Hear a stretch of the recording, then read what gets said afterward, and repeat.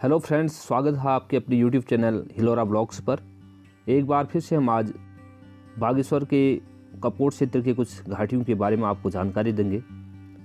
कई घाटियाँ कपकोट के क्षेत्र में मिलती हैं आगे दानपुर वैली के।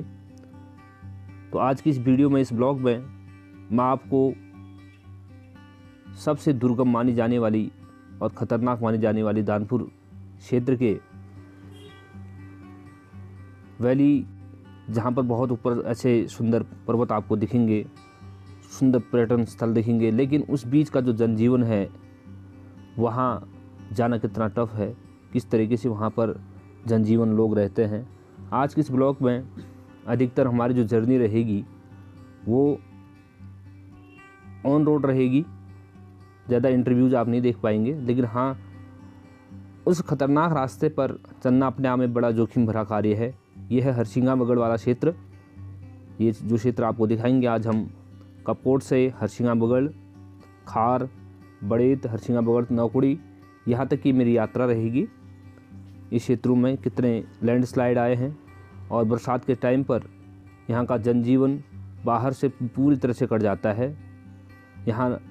और ऊपर से ये क्षेत्र, ये रोड जो जाती है इस वैली से होते हुए लीती, जो कि फेमस टूरिस्ट प्लेस है, वहाँ तक निकलती है, सामा लीती। और आगे बहुत सुंदर यहाँ पर पर्यटन स्थल हैं ऊपर, जहाँ पर हर साल काफ़ी पर्यटक आते हैं और बर्फ़ का लुत्फ़ उठाते हैं। तो शुरुआत करते हैं कपकोट से अपनी जर्नी को। तो रास्ते में अभी हम कपकोट से भराड़ी से निकले ही हैं, खार बगड़ होते हुए आगे खार बगड़ की ओर निकलेंगे। खाई बगड़ से, बगड़ का मतलब होता है नदी के किनारे का क्षेत्र, बगड़ कहा जाता है यहाँ के लोकल लैंग्वेज में। तो भराड़ी से हमने यात्रा शुरू की है। खाई बगड़ होते हुए हम भानी बगड़ निकलेंगे। उसके बाद हमारा जो आगे का जो टर्न होगा वो हमारी बड़े हरसिंगा बगड़ वाले क्षेत्र की ओर होगा। तो रास्ते में आप देख सकते हैं अभी अप्रैल का माह का अंतिम सप्ताह की ओर हम हैं, जा रहे हैं। साथ में हमारे साथी भी हैं। यहाँ पर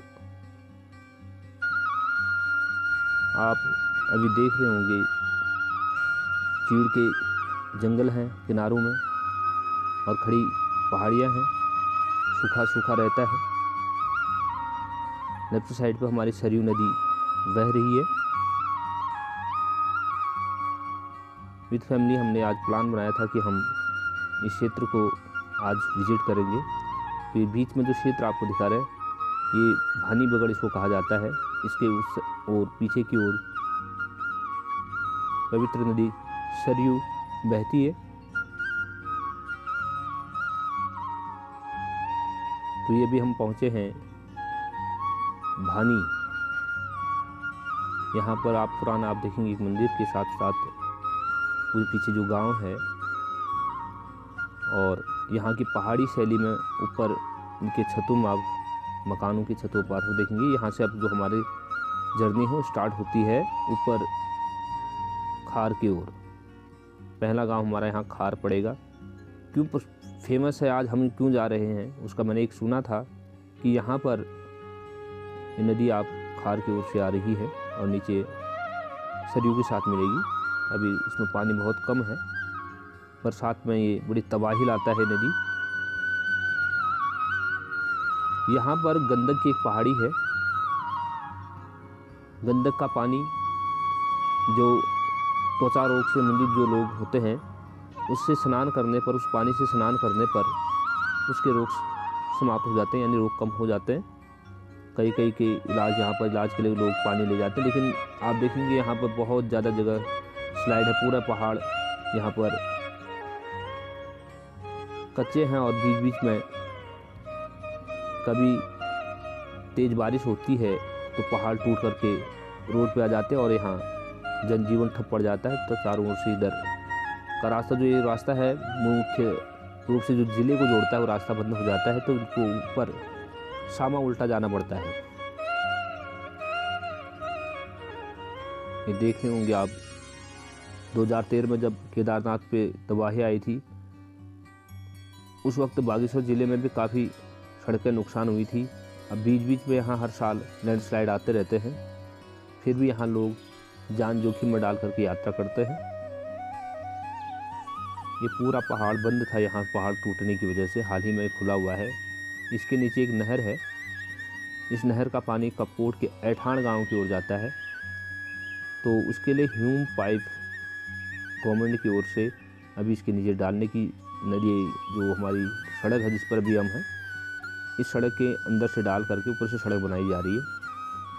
कार्य प्रगति पर है और पूरे पहाड़ यहाँ पर दरक रहे हैं। अभी जुलाई के महीने, जून और जुलाई के महीने के बाद यहाँ की आवाजाही पूरी तरह से ठप हो जाती है, सड़कें टूट जाती हैं। हर साल सरकार को फिर से रिपेयर करनी पड़ती है। पूरा पहाड़ टूटा हुआ है। बताया जा रहा है कि इन पहाड़ के अंदर से टनल बनी हुई है। इस पहाड़ के अंदर से जो टनल है वो लगभग यहाँ से 5 किलोमीटर ऊपर से सरयू नदी को रन टू रिवर प्रोजेक्ट के तहत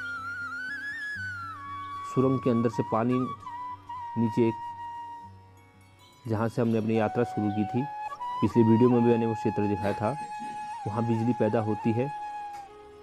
तो उत्तराखंड का ये वाला जो बागेश्वर का क्षेत्र है, 3 या 4 जगह पर बिजली उत्पादन होता है। और हम पहुँच गए हैं खार वाला क्षेत्र।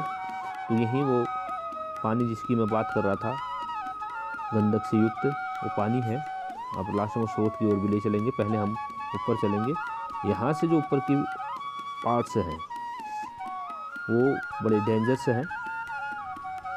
और इस गांव के पीछे से टनल निकाला गया है पहाड़ के अंदर से, और सरयू नदी को मुनार के पास से टनल में डाल करके 5 किलोमीटर की यात्रा करने के बाद टनल नीचे खुलता है और वहाँ बिजली उत्पादन होता है। तो हमारी यात्रा उस जोखिम भरे रूट पर जा रहे हैं।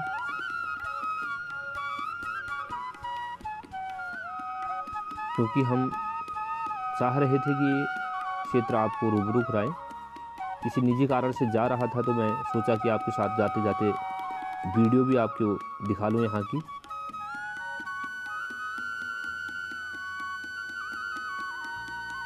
ये पूरा पहाड़ ऊपर से दरक रहा है। अंदेशा यह जताया जा रहा है कि अगर ये पहाड़ लगभग ये 1 किलोमीटर के आसपास का है जहाँ पर पूरा स्लाइड आया है, अगर ये पूरा दरक गया और पानी का मार्ग अवरोध हो गया और पानी रुकने के बाद झील बनेगी, अगर झील टूट गई तो कपकोट और बागेश्वर में तबाही मचा सकता है। बहुत बड़ा क्षेत्र है, पूरा का पूरा पहाड़ नीचे आया हुआ है। और गंधक की पहाड़ी दिख रही है अंदर से, जो आपको ब्लैक ब्लैक दिख रहा है, ये गंधक युक्त पहाड़ी है। ये वाला जो पार्ट्स आपको दिखाई दे रहा है, जो पार्ट पीछे दिखाई दे रहा है, जगह जगह पे सड़कें दरकी हुई हैं।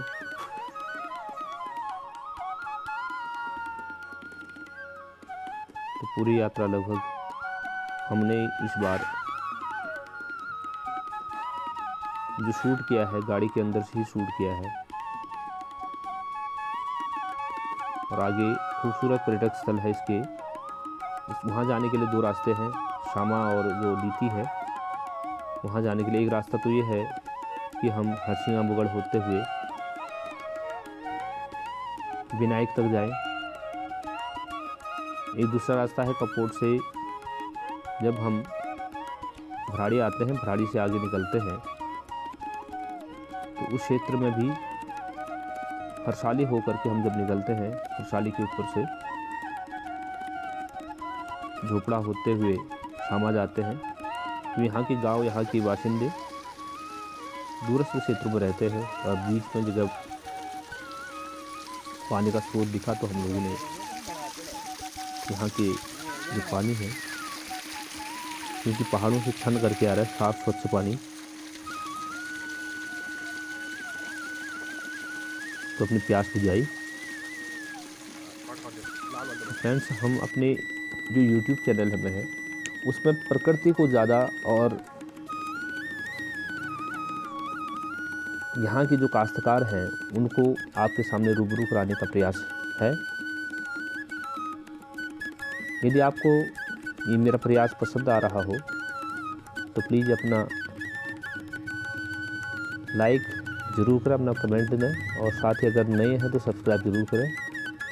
यदि आप चैनल में पहले से हैं तो अपने साथियों को ज़रूर इस प्रकार की वीडियोज़ के बारे में रूबरू कराएं, शेयर करें।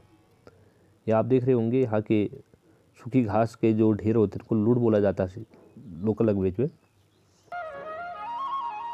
जैसे नीचे चारा काट करके इकट्ठा किया जाता है, लेकिन पहाड़ों में इस प्रकार से उनको इकट्ठा किया जाता है। घास को काटने के बाद, सुखाने के बाद उसको ढेर के रूप में लकड़ी के सहारे से गूंथा जाता है, यानी भुना जा सकता है, जिसको कह सकते हैं।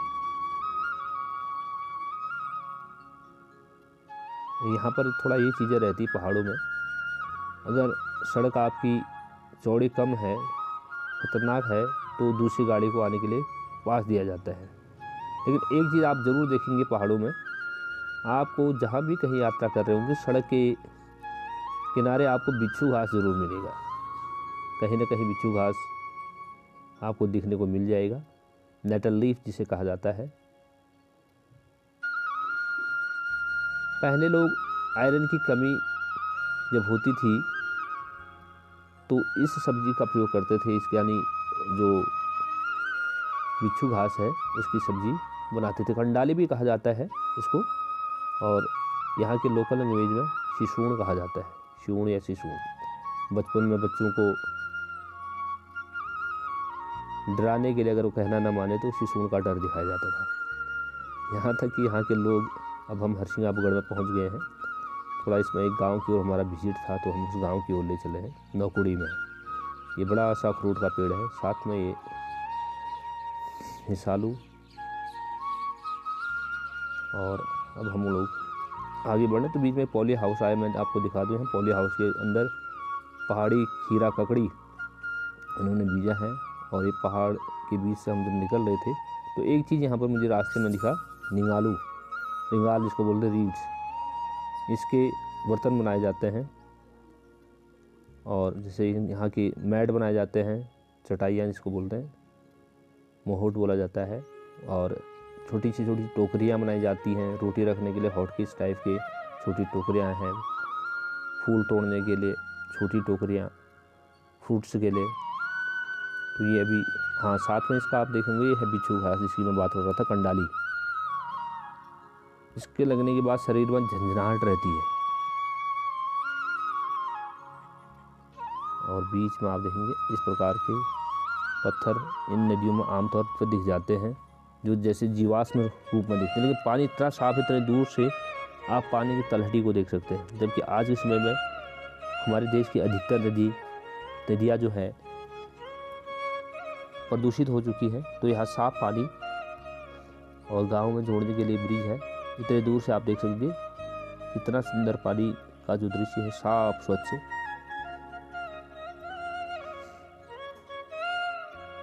और ये घराट है भी, तो इसमें बरसात में इसका पानी का यूज़ करके आटा चक्की पहले लोग इस तरीके से करते थे, पंचक्की जिसको कह सकते हैं।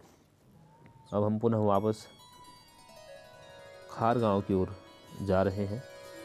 बीच में लोगों ने अपना लोकल आवाजाही के लिए ये लकड़ी डाल करके पुल बनाया हुआ है। पानी कितना साफ है आप देख सकते हैं।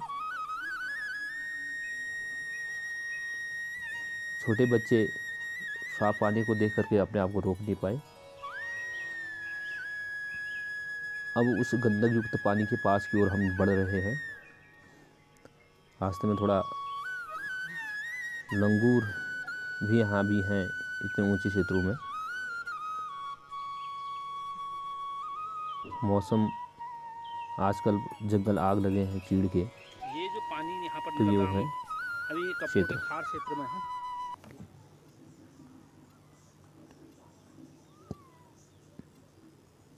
यहाँ पर जो खारा पानी निकलता है खार बॉर्डर के क्षेत्र में, आप देख सकते हैं पूरा गंदक का पानी है।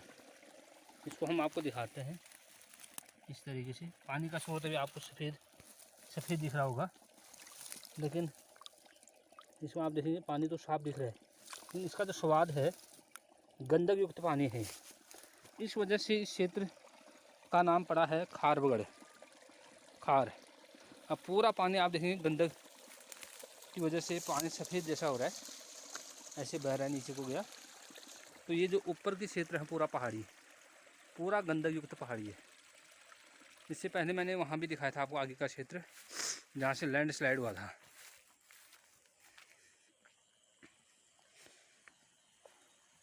ये पानी बह के आ रहा है इधर।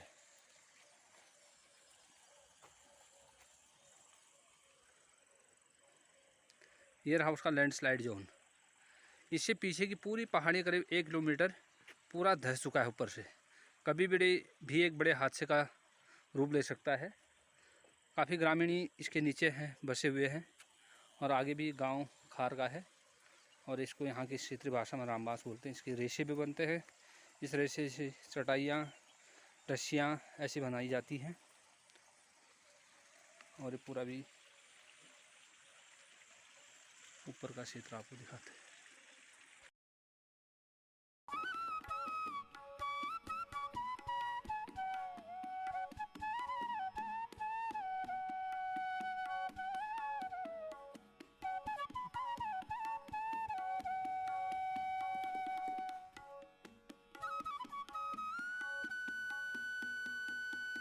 तो आपको कैसा लगा आज का ये ब्लॉग ज़रूर बताइएगा।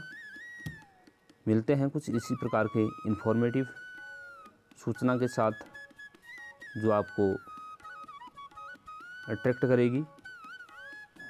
तब तक के लिए धन्यवाद।